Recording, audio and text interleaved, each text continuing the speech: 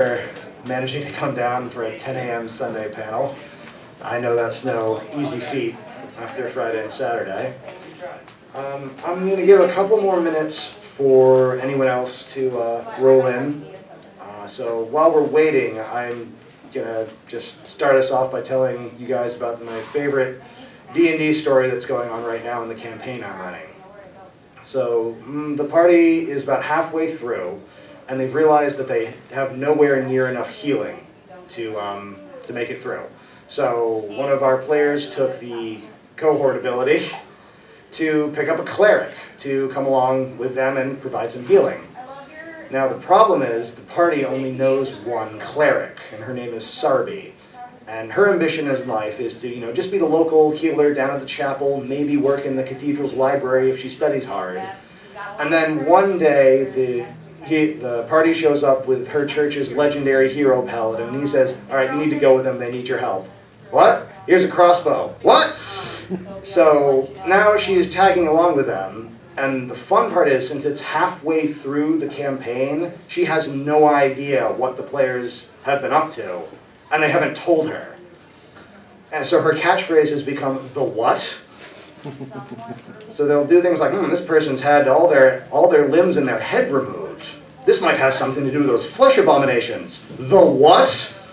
Oh, did we not tell you about that?" "No!" So I am enjoying being a little bit mean to her. But she's coming into her own. I have a whole story thing planned for her.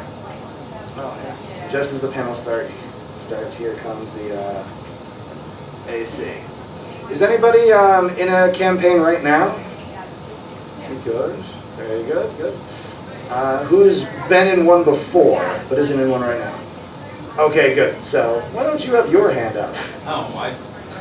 Dude, I've played with you. You already know the answer. I know the answer. I spaced out. But it's good for the numbers. I spaced out, okay? My apologies. Alright, good. So a lot of people in here have some experience. Good. Let's just give it a couple... Yeah, it's only 10:01. 10:01. Let's give it a couple more minutes. It's Sunday. It's Sunday. People are still straggling around. Let's see.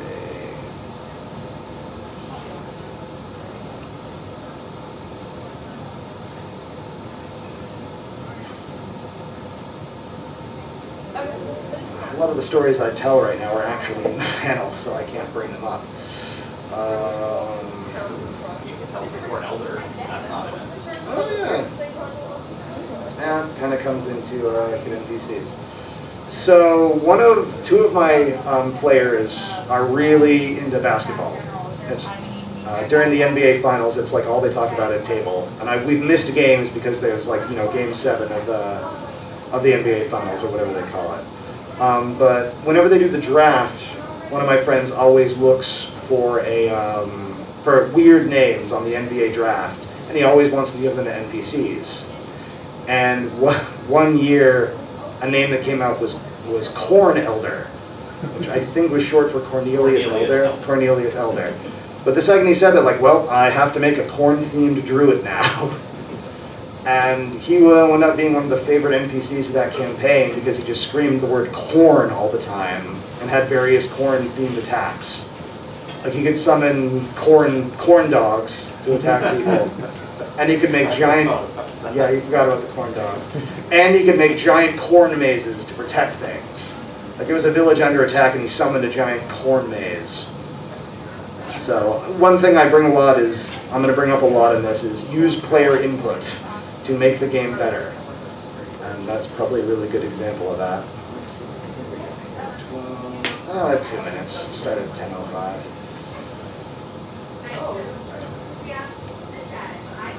Oh, I'll tell you, before we start, I will tell you the story about how a brand new player completely destroyed an entire section of my campaign once. So this was back when I was doing 4.0, and I was doing an epic level.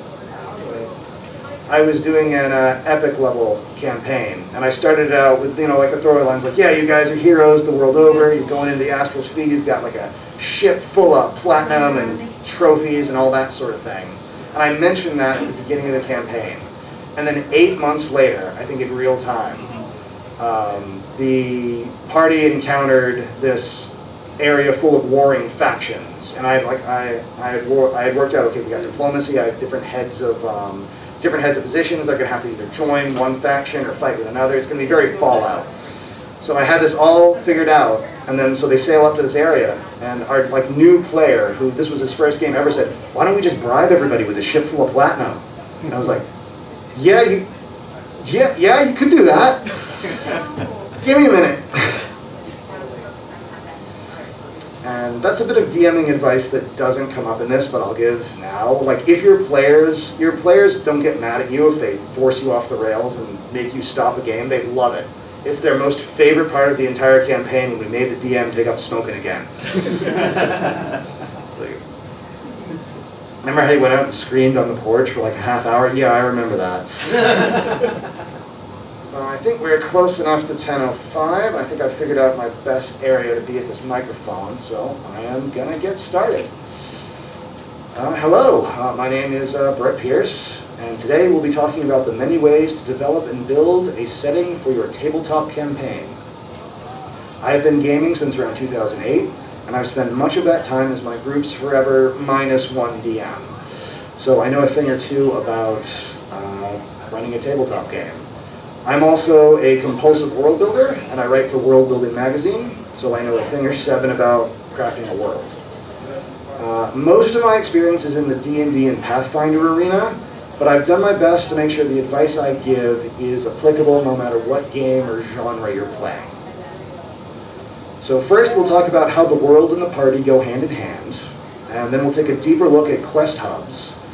And after that, we'll discuss the effective use of description in detail, followed by tips on making memorable NPCs.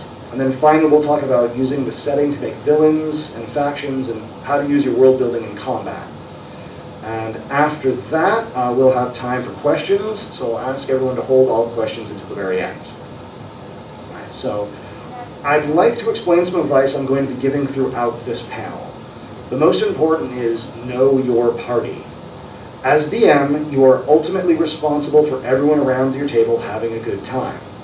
The answer to almost any question in tabletop gaming is, will your party think it's fun? If they do, if the answer is yes, then go for it. If the answer is no, don't do it. Let's see. Almost as important is let a good game happen. Some people go into GMing with the idea that they're writing an epic story and the players are the main characters. That is not true. What you are doing, the players are writing 4 or 5 or 6 different stories, and your job is to stitch it together until it looks cohesive if you squint, haven't slept in 3 days, and forgot what cohesive means. Flexibility is the skill which defines a quality GM that lets a good game happen. When your players go off the rails, follow them. That is all you can do. Now, as we go along, we are going to build a quest hub to help us better examine what we talk about here today. Once I get to the end of each section, I will ask for suggestions from the audience, and it is almost always hilarious when I do this. So, part 1, the world and the party. I know I just told you your players are destined to go off the rails and wreak general havoc, but it is important to give them some direction at the start of the game. Let them know some broad aspects of what kind of game you're running. What system is it for? What level will it be at? How long do you want it to go? Will character death be on the table? Is it going to be more a social game, or will it be non-stop combat? Will there be a type of enemy that will show up a lot, like dragons or vampires or lobbyists? Information like this will help direct your player character's creation while giving them plenty of freedom. Once they show you their character concepts, it's time to give them homework. Ask for 3 plot hooks per player. A plot hook is something in their backstory that is either a mystery or provides motivation for the character. They can be anything from the classic dead parents in Burned Village to wanting to be the very best like no one ever was, to mysterious dreams that come every full moon. As these will be vital in the next stage, make sure you get good plot hooks from all your players. This is where players that are motivated by roleplay will shine, and where players motivated by combat will need some help. A good plot hook is like, once when I was a child, I was lost in the woods. A man came along playing the flute and led me home. Before my mother could thank him, he vanished into thin air. Sometimes I still hear that music in the night, and it's why I became a bard. This gives you a lot of intrigue to work with. The identity of the man, the nature of the music, why he came to his aid. There's a lot to work with there. A bad plot hook is more like, I hate orcs. It's functional, but it doesn't give you much to work with. Lackluster hooks means that you will be able to give that player less attention down the line. Make contact and work with them to to make their hooks a little bit more intense. We just have to ask the player, why do they hate orcs? Turns out his older brother went adventuring with a band of orc adventurers and never came back. Is a lot more interesting than just not liking orcs. Blaming them for his brother's presumed death is a lot more interesting.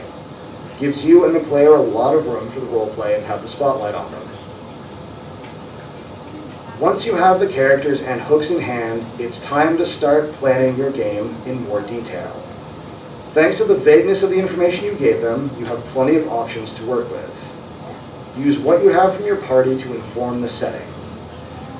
Suppose one of the characters wants to slay a dragon as part of their story. Now you know to put in dragons, or at least one particularly nasty one.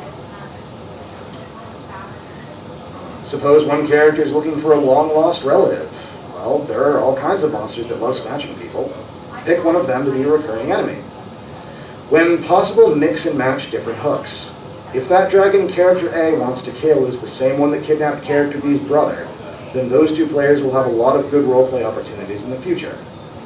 Build the hooks given to you into your game, and that is a surefire way to increase player engagement. So now, as I've just said, that the world has to be built around a party, we need a party. We'll do a 3-person one so it doesn't get too long. Alright, I need a character class. Druid. Druid, and I need a species for them. Elf. An elf druid, and what is a goal that they have? Revenge. On? Someone who burned his village.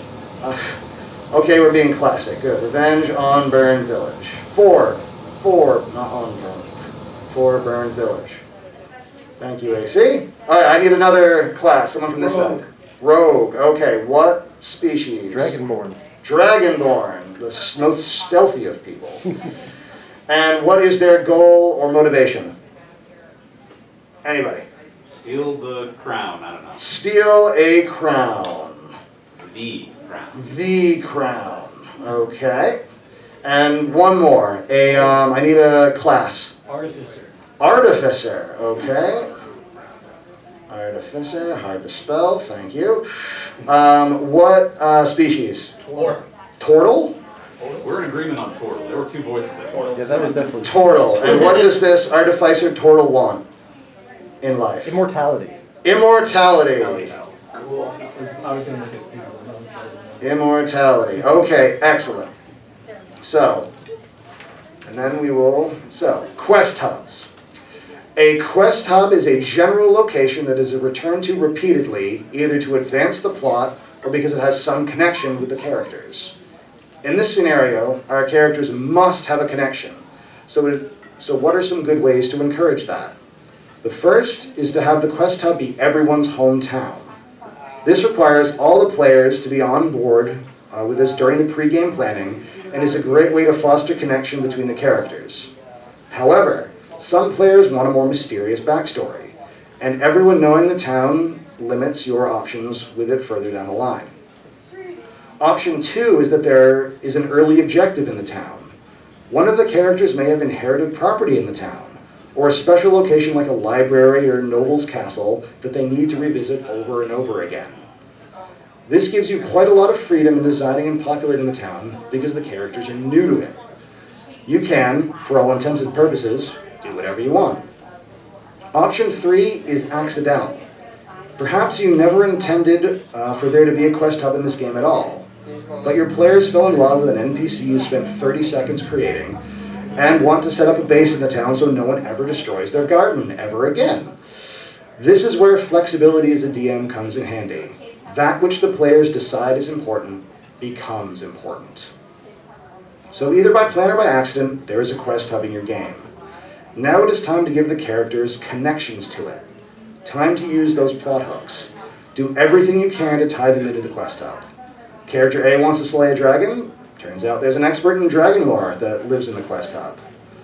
Character B looking for a long-lost relative. Turns out they lived here for a year before moving on. Doing this not only advances the story your players want to tell, it gives them a reason to care about the quest hub and the people in it. This will give you excellent leverage in future story arcs. Alright, so what connections do our characters have to this quest hub? Why is the elf druid there, whose village burnt down? What's he doing there? They own a taco stand. They own a taco stand. To raise money. The best For the company. revenge. They own a taco stand. Cabbages. My tacos! Druid. Okay. What about our thieving dragonborn? What do they want? What are they getting out of this place? There's an informant there that they're seeking out. Ooh, seeking an informant. And infor. Guys using big words. Seeking an informant. And what is our immortality seeking artificer Tortle? They have a lab there. Rumors of a well there. What? Of like a well of immortality or something. Rumors. Oh, they have a, I'll do both. They have a lab there because of the well. The lab there because of mystical well. And he's not Show Tucker. Everyone shut up. There because of magic well. Well. Okay, wonderful. So now we're going to talk about details. Before I start this section, I have a little disclaimer to add. I love making detailed campaign worlds loaded down with intrigue and different cultures mixing together, and I add a lot of that into my games. My players are mostly okay with that, so long as I don't go crazy and start describing trees in loving detail like Tolkien. What level of detail to add is very situational, and also falls under the sway of know your party. If your players are going to ignore your detailed description of the royal palace while they wait for their reward, don't bother. If your characters want to use their max ranks in stonemasonry, be prepared to exquisitely describe that cathedral. When sending your players to a new place, keep in mind how you describe a place will set the tone. A narrow road passes through this forest is fairly bland. The road, little more than a pair of ruts with weeds growing between them, cuts through the towering pines that loom over you. From the branches hang trinkets, offered to the spirits that live among the trees in hopes of a safe journey. This description puts your characters on alert that this place is less than safe, without you having to outright say so. Some DMs can come up with descriptions like this on the fly. Others need more prep time. It is a skill that can be developed. The details that you give must do more than just describe to the player what the area looks like. It must make them think more deeply about where they are and, at best, make them ask questions. When working on your descriptions, make sure to use all the senses you can. Descriptions that are visual only will fade from memory unless they are fairly spectacular. Adding sounds, smells, tastes, and physicality to the scene will make it stand out and make it easier for the players to engage with the world. For example, you walk into a bustling marketplace, doesn't really offer much. However, the midday sun beats down on you as you reach the marketplace. Merchants and shopkeepers shout their wares while haggling with customers. The air is saturated with the smell of cooking meat and spices. A driver shouts angrily as he tries to repair a broken wheel on his cart that is laden with silks. On your left, a small crowd swarms around a stall, shouting over one another. On your right, a dancer spins and whirls on a low stage, but no audience gathers to see the performance. That description makes the marketplace feel much more alive and gives your party direction at the same time. If you get blank stares after describing the place, you've done something wrong. If one or more of your players instantly chases down one of the things you described, consider your job done. Go right ahead and tailor the description to what your players will notice or be interested in. The lonely dancer will be catnip to a bard wanting to show off their performance check. And one thing they don't tell you is, after you've done all this exquisite world building, you have to give everything a name, which is downright unfair. I struggle in both my tabletop game and writing careers with naming things, so I've developed a few tricks. Regional themes will help you a lot. For each player area the players go to, figure out some basic things. What sounds are common in that area? Pick a few consonants and vowels that will show up a lot. Further theme names, like all the people in the East go by a hyphenated name, whereas everyone in the West is known by a nickname. Are the names nautical, nature-inspired, or just plain old Latin? This will help you come up with names and also help the players sink into the world as they start noticing patterns. Alright, so we have our next build question. We have to describe the hub in more detail. So where is it? Like, what's its environment? Coastal City. Coastal, it's on the coast. Lovely. Coastal city. Okay. Are we talking big city, small town, little fishing village? Anybody on the side? Big city. Big city. Coastal city, big city. Yeah, so far, yeah, with all those magic wells around, yeah. Okay, so let's see. Our druid elf, he has a taco stand. Where's the taco stand located? Boardwalk. Boardwalk. Ooh, I like it.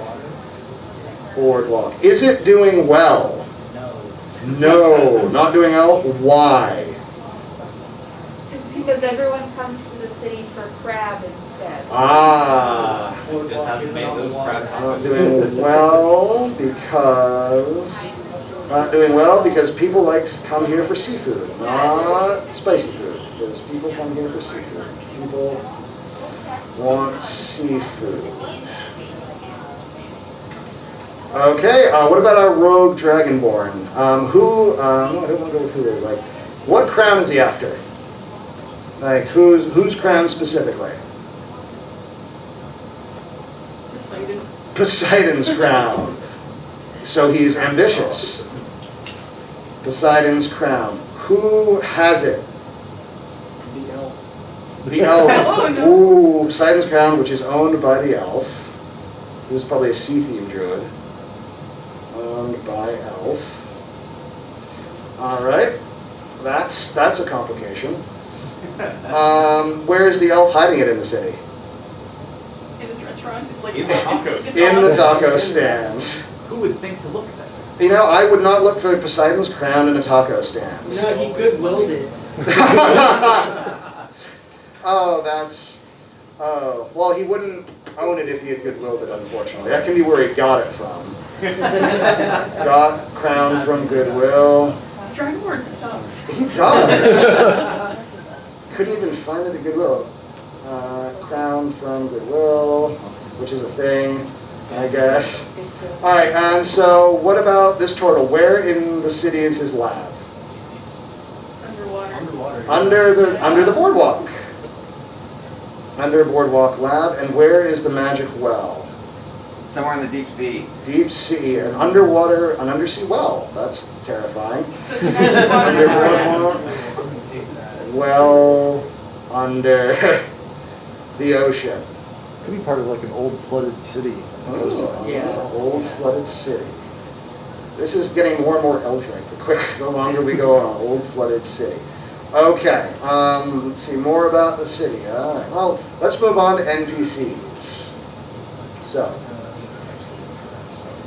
NPCs. So now we move on to non-player characters. The main way your players will interact with the world. These are all the people you will have to play when the party wants to talk to someone. If you have a druid in your party, you will have to perform for plants and animals too. NPCs are powerful tools in your toolbox if you use them right. To use them right, you have to let good NPCs happen. A mistake a lot of new DMs make is creating important, detailed NPCs that the players ignore in favor of Big Bob the Turnip Farmer with a badly done Scottish accent. If you want to make NPCs that your characters get attached to, let them do the work. When they arrive in a quest hub or any new area, create a bunch of lightly detailed NPCs to throw at them. Any that they take a shine to are now important. If you have an NPC that will have an important role later on in the story, wait and see who the players get attached to and then give them that role. For example, suppose you put 3 NPCs on display for your party: a halfling butcher, an orc baker, and a tabaxi candlestick maker. If the players like the orc baker, he is now the secret alchemist that the players came to town to meet. The key thing to remember is that you do not want to make important NPCs the players must care about. The far better way to go is to find the NPCs the players love and make them important. Names of NPCs should be short and memorable. 3 syllables max with an easy pronunciation. Unless it having an off-the-wall name is the point. The best NPC name I ever gave was a fishman named... And the players would not stop arguing about how many pops were in his name. It was derailed us for about 15 minutes. It was the best. Let's see. Using the naming conventions I mentioned before to help give them constant names. For recurring NPCs, have an accent or a gesture they make to help the players remember who they're talking to and help you get into character. And it could be something basic, like they're always doing this. One of my favorites was just hands claps together. Hello, hi, how are you? Just a certain way of talking. It'll help you get into character and help the players remember who's who. Let's see. Give the NPCs your players like a goal or mission in life. These goals will both help make them feel more genuine and also give you story fodder for later on. If our orc baker is trying to create the perfect donut, you can be damn sure the players will dive into the deepest pits of the abyss to find the right ingredients for him. And there was actually a player of mine in one campaign who was trying to develop the perfect alcoholic drink. They literally dived into the pits of the abyss in search of the right ingredients, which was quite fun. And I wasn't really expecting to do when the game started out, so roll with it. Baron Beardable. Yeah, Baron Duke. So, alright, so now we need to create some NPCs. Flock of seagulls called Legion. A flock of seagulls called Legion. For the druid. For the druid of seagulls. Seagulls called Legion. That is both wonderful and terrifying. Called Legion. What about this informant? Who is our informant for the Dragonborn looking for Poseidon's crown? A fishman selling fish. Say again? A fishman selling fish. A fishman who sells a cannibalistic fishman. So You know, efficient. choose something. A fishman who is a fisherman and a fishmonger. Fisherman who is a fisherman and a fishmonger. Alright, what about for our immortality-seeking turtle? Who's an NPC for him in the city? A senile old librarian. A senile old librarian. Let's see, and why does he like this person? Because he thinks that the librarian has answers, but he's trying to get him to get it out of his head. Who the turtle thinks has answers. What if he's actually an exiled relative of Poseidon who's been up on the surface for so long? Percy Jackson. Relative of Poseidon. And everyone is looking for the crown of Poseidon, which was bought at Goodwill and is now in a taco truck. And this is an excellent example of using your NPC, using your players, the stuff in your players' backstories, to build a crazy city. Because no one would have come up with this on their own. But you put, Our powers combined. by our powers combined, we are horrible Portland. Okay. Where the seagulls all have one mind. Pretty sure they do. I mean, they do now. Alright, so next we have part 5, Factions and Combat. You should make villains and factions for your campaign in the same way you make quest hubs and NPCs. They must have a connection to the player party to be effective. If you want your endgame fight to be appropriately epic, they must loathe the final villain they're going up against. And there are several ways to make that happen. First is to not have it set in stone who the final big bad evil guy is. One idea I like to use when I start a game is to have 3 different villains that could be the endgame boss. Vague villains like a lich, an evil dragon, or an expanding empire. With so many villains, it will be easy to tie in the plot hooks from your players' backstories. Then, as the game goes on and the players do battle with these different foes, usually one emerges as the most hated, and that option becomes the final boss, or big bad evil guy. This gives you all-important flexibility and lets player preference guide the path of the game. One pitfall about having a big bad evil guy is that you can't bring it out all that often. If the dice are particularly cruel one night, you can kill either your final boss or your party without intending to. A way around this is to create a faction for your players to fight. A faction is defined as a group of enemies connected by a common cause or organization and common tactics. These let your players fight an endgame enemy without too much risk. 3 things are needed to make a good faction. 1, they must be tied into one or more of the players' backstories. This maximizes their impact and gives the players more reason to care about the faction. 2nd, they must have a shared aesthetic. Flags, uniforms, and battle cries, and other things like that will make them more memorable and recognizable. 3rd, and perhaps the most difficult, is to give them a common way of fighting. This helpfully segs into the question of how to use all this world building for the combat part of tabletop gaming. There are 2 main ways to do this. The first is through mechanics. The second is through tactics. Mechanics mean that the faction will use certain method of attacks that are laid out in the source books of whatever system you are using. One example is a faction preferring certain types of damage, like fire or electric. Another is favoring certain schools of magic, like enchantment, or specific maneuvers, like tripping or grappling. When making a faction, especially one meant to be a challenge to your party, have them be good at something your party is terrible at. Exploit any weaknesses you can find.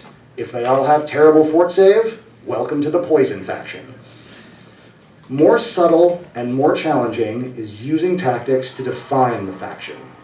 Tactics are a way of fighting not inherently tied to the rules. For example, 2 factions may use fire. One attacks relentlessly with fireballs, the other uses walls of fire to separate teammates. Tactics are about focusing fire, formations, and enemies supporting each other to take down the PCs. If your party relies on casters for damage, a faction that focuses on killing the wizards first will provide a unique and very frustrating challenge. A fun side effect of this is it forces your players to adapt. After a few challenging encounters, players will start adjusting their tactics and maybe even their builds to defeat the threat, which will make it all the sweeter when they finally triumph. Okay, so we have our elf druid who's out for revenge and runs a taco truck. Our rogue dragonborn who is trying to steal a crown the elf bought at Goodwill. And our artificer Tortle who wants immortality, has a lab under the boardwalk, and is looking for a well that's under the water. All this is tying back to Poseidon and a flock of seagulls called Legion. So, who is the villain all these guys are fighting? Businessmen want to tear down the Kraken? pier. What? Businessmen want to tear down the pier. Businessmen want to tear down the pier. They're slowly pushing them out with raised taxes so they can build condominiums. Gentrification, the worst. truest of enemies. Businessmen want to gentrify the boardwalk. It will destroy the underwater well in the lab. Yep, and then the druid won't have a place to sell his tacos anymore, even though it's not doing super well, and he won't be able to hide the crown of And Poseidon. they'll take the crown of Poseidon and put it on display in a museum. Oh no, and then the rogue dragonborn doesn't want that because they'd have too much security.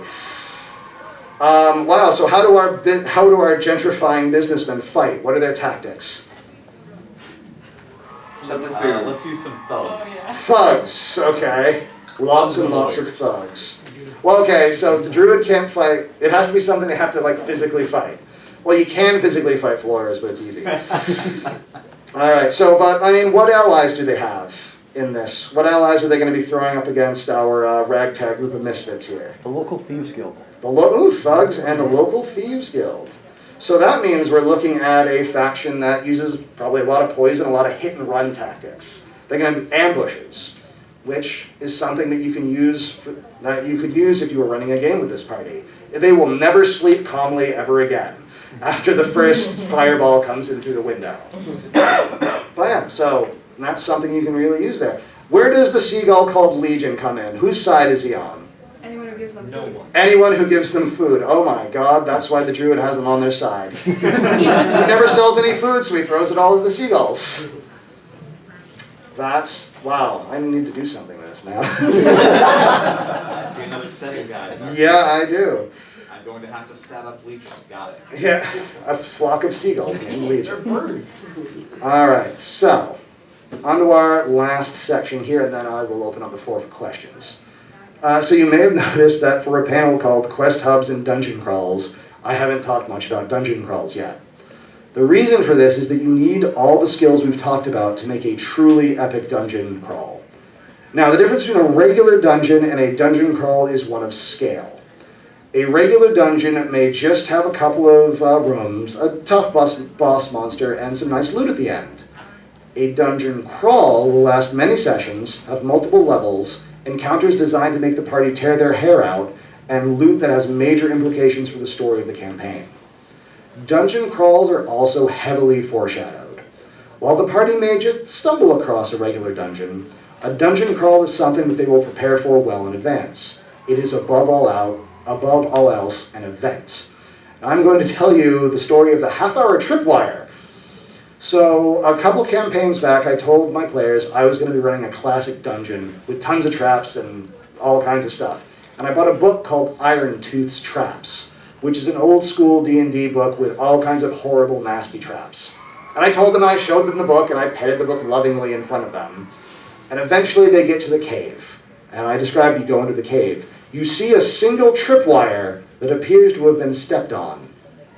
For a half hour in real time, they examined the tripwire, made checks on the tripwire, debated the tripwire. Oh, well, I just sat there looking smug. Then eventually the character playing the barbarian decided that he was sick of all this. He jumped over the tripwire, which activated the trap. He fell into a pit of spikes, and it turned out you had to step on the tripwire to deactivate it. And they were incredibly paranoid for the entire campaign. They wouldn't touch anything. And that's how you know you're doing a dungeon crawl right. In our first section, we talked about how the world will be built around the PCs, and dungeons are no different. A truly epic dungeon crawl must be tied in with at least one of the character goals, if not more. Something important must be at the end to justify the slog through and make the payoff worth it. Designing the aesthetic or look and feel of your dungeon is a lot easier than in the outside world. Dungeons are, by nature, enclosed, sealed-off places. The entry point is completely under your control, so there's no risk of players coming at it from an angle you didn't expect. A dungeon can be anywhere. The classic underground crypt is always fun, but don't let that limit you. A castle made of clouds high in the air, the dense canopy of a jungle, the corpse of a dead titan, anything can hold a dungeon. Since you know when and where the players will enter, you can spend a lot of time on the details. Is it dank and claustrophobic? Are there mysterious carvings covering the walls? Do rats and other small animals scurry around in dark corners? You can even plan out what individual rooms will look like for maximum impact. And, since you can design down to such a small level, you can do the same level of planning for combat. Everything I brought up in the Factions and Combat section applies to dungeon crawls, especially because a dungeon is such a tightly controlled environment. The denizens of the dungeon have the advantage since they are on their home turf, and they can activate traps and set up ambushes at will. In addition to having encounters or hazards that the whole party is... In addition to having encounters or hazards the whole party is bad at dealing with, have ones that only one person in the party can handle. This will both make them feel very useful and raise the tension if the enemies relentlessly target them. Let's see. One important thing to keep in mind when designing a dungeon is to take rest into account. The players will eventually run out of abilities and need to rest and recharge them, and constantly leaving the dungeon and coming back really ruins the tension. Have a way for them to rest and recover while inside the dungeon, although not one that they can necessarily do at will. Okay, that's some good advice according to the people outside. A dungeon crawl will take place over multiple sessions, but that doesn't mean it has to take so long in game. A slow, methodical slog that take days or weeks in-game time can be fun, but so can a dungeon run. Putting an in-game time limit alters the tempo of play and adds a whole new layer of tension. Having to get to the end of the dungeon before someone escapes or a ritual is enacted really adds layers. One of the best dungeons I've ever done was a dungeon run. It ended with them melting the person they were chasing after. He deserved it. Alright, so now, here we are. After all that work, you've sat down with your party to play your first session. All the work is done, right? Not quite.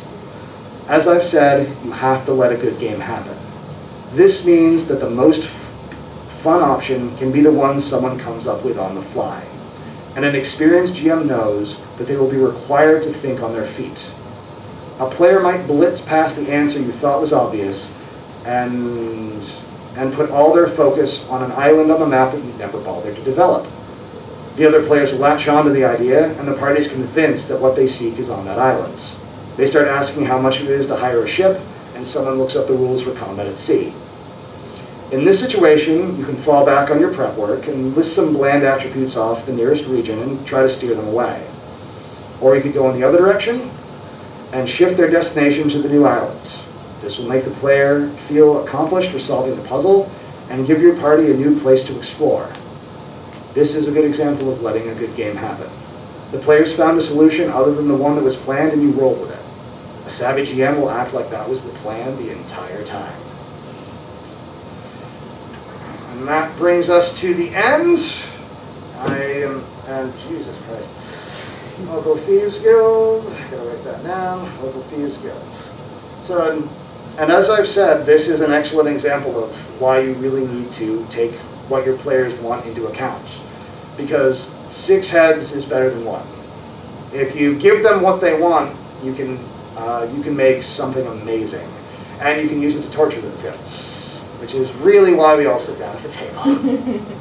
So I'm happy to take any questions now, if anybody has any, because we've got about 20 minutes. I don't know if any of you have a friend that doesn't like come to every game but will show up as an NPC or just chaos for the day. And so I'm going to share with all of you a dumb idea that I have to get out of my brain, and also to scar my 2 friends here. And that is a random bad guy troll with one eye named Arson Dave, who happens to be a really good lockpick, but no one gets told that immediately. They just know Arson Dave is coming from. Oh boy. Yeah, and a name like that really motivates the player to stay away from that person. Yes. Thanks for making me stay in here for that. I was the Chaos NPC. I was a child vampire who's basically a murder hobo who uses squirrels like juice pouches. It was great. Rats are replacements for vampires. My chaos moment in the campaign that I played was, I was like, harm all the civilians. Just make it America. The best chaos moment in, we had a player of ours who missed his usual game. He wanted to jump into ours, and I'm like, okay, you're this player's rival, an evil bard named Nesmith. And he walked in, and in about 2 minutes, said horrible things about orphans. And made the entire party hate him, and the entire session that I had planned out became about killing him. And they derailed the session so much that I had to retcon everything. And it gave our gaming group a new saying, habanero whiskey dream. Because my excuse was, no, everyone drank too much habanero whiskey, they had a weird dream, and now we're back to where we started. But yes, you. we did a campaign where everybody got the DM. So the overarching theme was there's a cataclysm and we have to go through the multiverses fixing the one thing to fix that universe, and then maybe we could avoid the big thing. Oh, nice. Yeah, except that we did his, and we fixed the one thing, so it helped the cataclysm, but we messed up the world, and the whole world flooded. Oh no. My PCs once flooded the world too. It seems rather common. Does anybody have any questions? Yes, you in the purple shirt. So I'm DMing for a campaign with a bunch of people that are new to the game, and in our campaign they decided to mess around with the portal despite me warning them, like, bad things can happen when you mess with portals, and they find themselves in a new world. I've been trying to very gently try to get some information out of them, like, you're in this new world, what are you thinking, like, where are you going? They've been hesitant to really give me anything. What would you recommend as a way to try to coax some more info out of them? Let's see. If they don't want to particularly, if they don't feel comfortable like straight up telling you that, come at it from a different angle. Okay. Ask them about what their favorite TV shows are. If they've played D&D before, what are some great moments in games that they've had before? Okay. And say if like, oh, I love Lovecraft. I love reading Lovecraft. Like, well, now there's just flesh abominations everywhere. If they're like, oh, I love Westerns, it's like, well, now there's a lot of horses. Yeah. If they like, samurai epics, there's samurai now. Okay, It's try to come at it from a different angle. Yeah. Because a lot of players, especially if they're new, feel like, oh, I can't tell the DM what to do. He's in charge. When we all know we're not. Yeah. DM isn't in charge. We're along for the ride. Like, But yeah, ask them about their favorite media and then use that. Any more questions? Yes, in the blue shirt. I have one, and I just wanted to make sure. Sweet. So, I'm worried about starting like D&D campaign like at my local library. One of my big concerns is what do I do if like some of like my younger players try and get things too like sexual? Oh, tell them no, and tell them that right from the start. I brought this up earlier in the panel that as the DM, it's your job to make sure everyone has a good time. So if you need to lay those ground rules, lay them down at the start and stick to them. Okay. I work with middle schoolers in my day job, so I'm very used to like, I told you no, I meant no, go away. And use that power as the DM to like, if you do not follow these rules, you can leave. Because how younger players, like what age, like high school, middle school? Probably like middle school. I think that's most of the patrons that like come into the library. Yeah, definitely. If they push back. Okay. And make that known from the start. And with middle schoolers, what you'll want to do for your world is make it like very tropey and very easy to grab a hold of. I mean, there's a reason why Demon Slayer is as popular as it is. It's very wonderful, it's very tropey, and it revels in that. Let's see. Yes. So I have a mission hub set up for players in a campaign that's on hold for the moment. But as like session 1, they completely turned around with the opposite direction. Any tips on how to get them to turn around and go back to the planned mission hub without completely railroading them until they're there? Move the mission hub where they're going. Okay, so if the mission hub is supposed to be out of the evil country that they're in, and they're going deeper into the evil country. Now that's a different thing entirely. So does it have to be outside of the evil country? Is there like it has to be on the outskirts for a later plot point I want to introduce. Okay, so it has to be on the outskirts for a later plot point. Well, let's see. To turn them, how serious is the reason why they're going deeper in? Is it like a whim, or is it like... It's a whim of one of the characters who is a very stubborn character, who basically I added trains to my world. This person this person's character is very interested in how they work. Okay. And I made the mistake of mentioning, oh, there's probably a schematic of how they work at the library in the Capitol. And they start walking toward the Capitol. I'm like, no. Okay. There is a schematic there, but it's in code. And guess where the key to the code is? That way you can use your players' interest, not against them, to help guide them. Yeah. It's the shiny keys are over here, move the shiny keys over here. So it could just be, well, that they're all encoded, but the one person that can decode it is back at the mission hub. That way they get what they want, and you have a nice, and they get what they want, and you get what you want. The hard part will be making sure that their race is not discovered while they're in the city. Clammers are good for that. Yes, you in the back. If it doesn't matter, can you move your schematics? Like they find secret schematics that were in an unexpected place much faster than getting to the capital, and it would increase their want to get out. Maybe, but I'd have to make up an entire city that didn't exist before because the only city on the train track that they hijacked.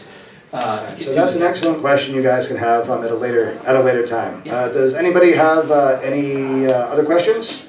Because I think we're yes. I forgot. I'm so sorry. That's always how it goes. Oh, of course. How do I get player? I have 2 players who are very new, and I made the mistake of not asking for much backstory. I tried prompting them because one of my players has a really good backstory, and the other 2 don't. Oh, the classic, here's 16 paragraphs, and then here's like 2 sentences. Yeah, but we're already 3 or 4. This is 4 arcs in. 4 arcs in. How do I get more backstory out of them now? Sit down with them and work it out. It's use stuff that's happened already. Like if there's any particular, NPC or any event or something that's like really meant something to their character in the game, work backwards from that. Like if they, say, oh, hey, they helped rescue this, frog person. It's like, well, we can work the frog people in. Do you want to be a hero of the frog people? And, the great champion of the frog people? Sure. And then there's a lot of stuff you can tie into that. Use what's already happened in the campaign and then build on that because they're already invested in that. Do we have any other questions? All right. Well, thanks for coming out, everybody, for a Sunday morning panel. And I'm over in the dealer's room. I have a book with a lot of advice, a little booklet with a lot of advice in it that I've talked about here, and a regular fiction book. Enjoy the rest of PortCon, everyone. Thank you.